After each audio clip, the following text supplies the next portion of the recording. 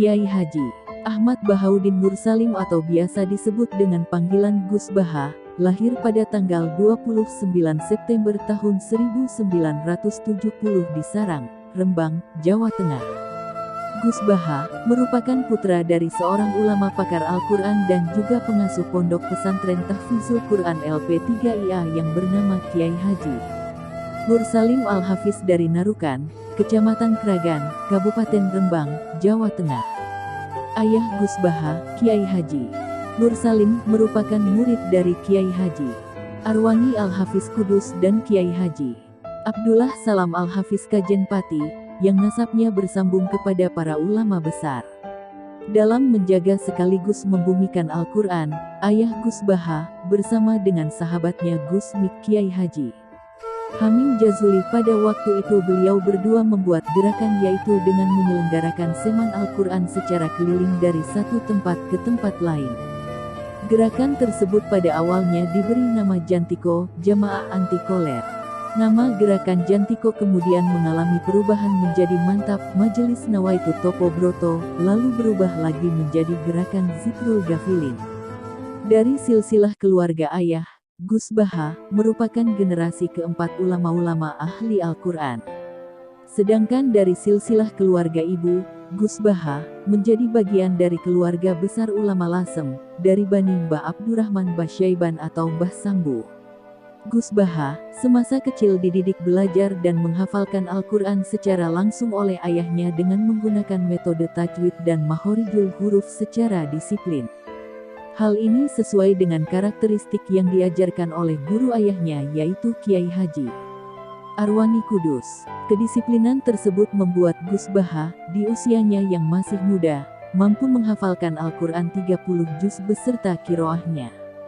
Menginjak usia remaja, ayahnya menitipkan Gus Baha untuk mondok dan berkhidmah kepada Syekhina Kiai Haji Maimoen Zubair di Pondok Pesantren Al-Anwar Karangmangu, Sarang, Rembang. Pondok Al-Anwar tepat berada sekitar 10 km arah timur dari rumahnya. Di Pondok Pesantren Al-Anwar inilah keilmuan Gus Baha mulai menonjol seperti ilmu hadits, fikih, dan tafsir. Dalam ilmu hadis, Gus Baha mampu menghatamkan hafalan Sahih Muslim lengkap dengan matan, rawi dan sanadnya. Selain Sahih Muslim, beliau juga menghatamkan dan hafal isi kitab Fathul Muin dan kitab-kitab gramatika bahasa Arab seperti Imriti dan Alfiyah Ibnu Malik. Bahkan menurut sebuah cerita, dengan banyaknya hafalan yang dimiliki oleh Gus Baha, menjadikan beliau sebagai santri pertama Al-Anwar yang memegang rekor hafalan terbanyak.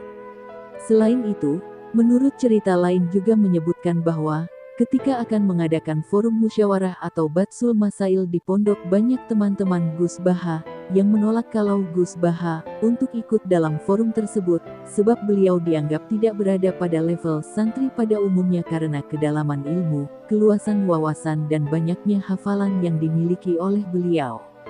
Maka, atas dasar kedalaman keilmuan yang dimiliki Gus Baha, hal ini yang kemudian membuat Gus Baha diberi kepercayaan untuk menjadi Rois Fathul Muin dan Ketua Ma'arif di jajaran kepengurusan pesantren Al-Anwar. Selain menonjol dengan keilmuannya, beliau juga merupakan sosok santri yang dekat dengan kiainya. Dalam berbagai kesempatan, beliau sering mendampingi guru beliau Syekhina Kiai Haji Maimoen Zubair untuk berbagai keperluan. Mulai dari sekedar berbincang santai, hingga urusan mencari takbir dan menerima tamu-tamu ulama-ulama besar yang berkunjung ke Al-Anwar. Hingga beliau dijuluki sebagai santri kesayangan Syekhina Kiai Haji Maimoen Zubair. Dalam sebuah cerita, beliau pernah dipanggil untuk mencarikan takbir tentang suatu persoalan oleh Syekhina. Karena saking cepatnya takbir itu ditemukan tanpa membuka dahulu referensi kitab yang dimaksud, hingga Syekhina pun terharu dan mendikan, "Iyo ha. Koe pancen cerdas tenan, iya ha. Kamu memang benar-benar cerdas." Pada masa kecil, Gus Baha dididik belajar dan menghafalkan Al-Quran secara langsung oleh ayahnya dengan menggunakan metode tajwid dan makhorijul huruf secara disiplin. Hal ini sesuai dengan karakteristik yang diajarkan oleh guru ayahnya, yaitu Kiai Haji Arwani Kudus. Kedisiplinan tersebut membuat Gus Baha, di usianya yang masih muda, mampu menghafalkan Al-Quran 30 juz beserta qiraahnya. Menginjak usia remaja, ayahnya menitipkan Gus Baha untuk mondok dan berkhidmah kepada Syekhina Kiai Haji Maimun Zubair di Pondok Pesantren Al-Anwar Karangmangu, Sarang, Rembang. Pondok Al-Anwar tepat berada sekitar 10 km arah timur dari rumahnya. Di Pondok Pesantren Al-Anwar inilah keilmuan Gus Baha mulai menonjol seperti ilmu hadis, fikih, dan tafsir. Dalam ilmu hadis, Gus Baha mampu menghatamkan hafalan Sahih Muslim lengkap dengan matan, rawi dan sanadnya. Selain Sahih Muslim, beliau juga menghatamkan dan hafal isi kitab Fathul Muin dan kitab-kitab gramatika bahasa Arab seperti Imriti dan Alfiyah Ibnu Malik dan kitab-kitab lainnya. Bahkan menurut sebuah cerita, dengan banyaknya hafalan yang dimiliki oleh Gus Baha, menjadikan beliau sebagai santri pertama Al-Anwar yang memegang rekor hafalan terbanyak. Selain itu, menurut cerita lain juga menyebutkan bahwa, ketika akan mengadakan forum musyawarah atau Batsul Masail di pondok, banyak teman-teman Gus Baha yang menolak kalau Gus Baha untuk ikut dalam forum tersebut, sebab beliau dianggap tidak berada pada level santri pada umumnya karena kedalaman ilmu, keluasan wawasan dan banyaknya hafalan yang dimiliki oleh beliau. Maka, atas dasar kedalaman keilmuan yang dimiliki Gus Baha, hal ini yang kemudian membuat Gus Baha diberi kepercayaan untuk menjadi Rois Fathul Muin dan Ketua Ma'arif di jajaran kepengurusan pesantren Al-Anwar. Selain menonjol dengan keilmuannya, beliau juga merupakan sosok santri yang dekat dengan kiainya. Dalam berbagai kesempatan, beliau sering mendampingi guru beliau Syekhina Kiai Haji Maimun Zubair untuk berbagai keperluan. Mulai dari sekedar berbincang santai, hingga urusan mencari takbir dan menerima tamu-tamu ulama-ulama besar yang berkunjung ke Al-Anwar. Hingga beliau dijuluki sebagai santri kesayangan Syekhina Kiai Haji Maimun Zubair. Dalam sebuah cerita, beliau pernah dipanggil untuk mencarikan takbir tentang suatu persoalan oleh Syekhina. Karena saking cepatnya takbir itu ditemukan tanpa membuka dahulu referensi kitab yang dimaksud, hingga Syekhina pun terharu dan berkata, "Iyo ha. Koe pancen cerdas tenan, betul ha. Kamu memang benar-benar cerdas." Gus Baha juga kerap dijadikan contoh teladan oleh Syekhina saat memberikan mawais di berbagai kesempatan tentang profil santri ideal. Santri tenan iku yo koyo Baha iku. Santri yang sebenarnya itu ya seperti Baha itu, begitu kurang lebih ngendikan Syekhina. Selain mengeyam pendidikan di Pondok Pesantren Al-Anwar Rembang, pernah suatu ketika ayahnya menawarkan kepada Gus Baha untuk mondok di Rusoifah atau Yaman. Namun, Gus Baha menolaknya dan lebih memilih untuk tetap di Indonesia, berkhidmat kepada alma maternya Madrasah Ghazaliyah Syafi'iyah PP, Al-Anwar dan pesantrennya sendiri LP3IA. Setelah ayahnya wafat pada tahun 2005, Gus Baha melanjutkan tongkat estafet kepengasuhan di pondoknya, Pondok Pesantren LP3IA Narukan. Setelah menyelesaikan pendidikannya di Sarang, Gus Baha menikah dengan seorang anak kiai yang bernama Ningwinda, pilihan pamannya dari keluarga Pondok Pesantren Sidogiri, Pasuruan, Jawa Timur. Ada cerita menarik dengan pernikahan beliau. Jadi sebelum lamaran, Gus Baha menemui calon mertuanya dan mengutarakan sesuatu. Beliau mengutarakan bahwa kehidupan beliau bukanlah model kehidupan yang glamor, melainkan kehidupan yang sangat sederhana. Beliau berusaha meyakinkan calon mertuanya untuk berpikir ulang atas rencana pernikahan tersebut. Tentu maksud beliau agar mertuanya tidak kecewa di kemudian hari. Namun mertuanya hanya tersenyum dan mertuanya hanya mengatakan, "Klop, alias sami mawon kalih kulo, sama saja dengan saya." Kesederhanaan Gus Baha dibuktikan saat beliau berangkat ke Pondok Pesantren Sidogiri untuk melangsungkan upacara akad nikah yang telah ditentukan waktunya. Gus Baha berangkat sendiri ke Pasuruan dengan menumpang bus kelas ekonomi. Kesederhanaan beliau bukanlah sebuah kebetulan, namun merupakan hasil didikan ayahnya semenjak kecil. Setelah menikah, Gus Baha mencoba hidup mandiri dengan keluarga barunya. Gus Baha menetap di Yogyakarta. Selama di Jogja, beliau menyewa rumah untuk ditempati keluarga kecilnya. Semenjak Gus Baha menetap di Yogyakarta, banyak santri-santri beliau di Karangmangu yang merasa kehilangan. Hingga pada akhirnya mereka menyusul Gus Baha ke Yogyakarta dan urunan atau patungan untuk menyewa rumah di dekat rumah beliau.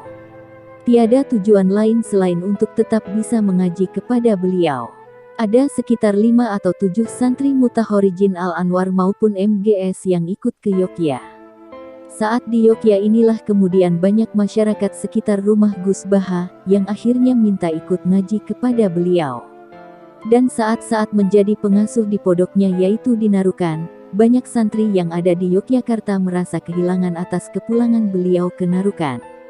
Akhirnya para santri pergi sowan dan memintanya mau kembali ke Yogyakarta. Hingga pada akhirnya Gus Baha bersedia, tetapi hanya 1 bulan sekali. Selain menjadi pengasuh di pondoknya dan mengisi pengajian di Yogyakarta, Gus Baha juga diminta untuk mengisi pengajian tafsir Al-Quran di Bojonegoro, Jawa Timur. Adapun untuk waktunya dibagi-bagi, di Yogyakarta minggu terakhir, sedangkan di Bojonegoro minggu kedua setiap bulannya. Hal tersebut, Gus Baha lakukan secara rutin sejak 2006 hingga sekarang. Keistimewaan beliau sebagai seorang santri tulen, yang berlatar belakang pendidikan non-formal dan non-gelar, Gus Baha diberi keistimewaan untuk menjadi Ketua Tim Lajnah Mushaf Universitas Islam Indonesia UII, Yogyakarta. Gus Baha duduk bersama para profesor, doktor dan ahli-ahli Al-Quran dari seluruh Indonesia seperti Prof. Dr. Quraisy Shihab, Prof. Zaini Dahlan, Prof. Sohib dan para anggota Dewan Tafsir Nasional yang lain. Pada suatu kesempatan pernah diungkapkan oleh Prof. Quraisy bahwa kedudukan Gus Baha di Dewan Tafsir Nasional selain sebagai mufasir, juga sebagai mufasir fakih karena penguasaan beliau pada ayat-ayat ahkam yang terkandung dalam Al-Quran. Setiap kali lajnah menggarap tafsir dan mushaf Al-Quran menurut Prof. Quraisy Shihab, posisi Gus Baha selalu di 2 keahlian, yakni sebagai mufasir seperti anggota lajnah yang lain, juga sebagai fakihul Quran yang mempunyai tugas khusus mengurai kandungan fikih dalam ayat-ayat ahkam Al-Quran. Teladan yang bisa ditiru dari Gus Baha adalah tentang kesederhanaannya. Kesederhanaan yang dipraktikan Gus Baha bukan berarti keluarga Gus Baha adalah keluarga yang miskin, karena kalau dilihat dari silsilah lingkungan keluarganya, tiada satupun keluarganya yang miskin. Bahkan kakek Gus Baha dari jalur ibu merupakan juragan tanah di desanya. Saat dikonfirmasi oleh penulis perihal kesederhanaan beliau menyatakan bahwa hal tersebut merupakan karakter keluarga Quran yang dipegang erat oleh leluhurnya. Ada salah satu wasiat dari ayahnya yang mengatakan agar Gus Baha menghindari keinginan untuk menjadi manusia mulia. Hal inilah yang hingga kini mewarnai kepribadian dan kehidupan beliau sehari-hari. Beberapa kitab yang merupakan karya beliau diantaranya adalah Hafadzana li Haza al-Mushaf li Bahauddin Nur Salim. Kitab ini adalah kitab yang ditulis oleh Gus Baha, yang menjelaskan tentang Rasem Usmani yang dilengkapi dengan contoh dan penjelasan yang disandarkan pada kitab Al-Mughni, karya Abu Amr Usman bin Said ad-Dani W. 444h. Kitab ini berguna bagi siapapun untuk mengetahui bagaimana memahami karakteristik penulisan Al-Quran di dalam Mushaf Rasem Usmani. Karya yang selanjutnya adalah Tafsir Al-Quran versi UII dan Al-Quran terjemahan versi UII Gus Baha, 2020. Salah satu ciri khas tafsir dan terjemahan UII yang ditulis oleh Gus Baha dan timnya adalah tafsir ini dikontekstualisasikan untuk membaca Indonesia dan dengan rasa Indonesia. Tafsir dan terjemahan UII ini sama sekali tidak mengubah dari keaslian Al-Quran itu sendiri.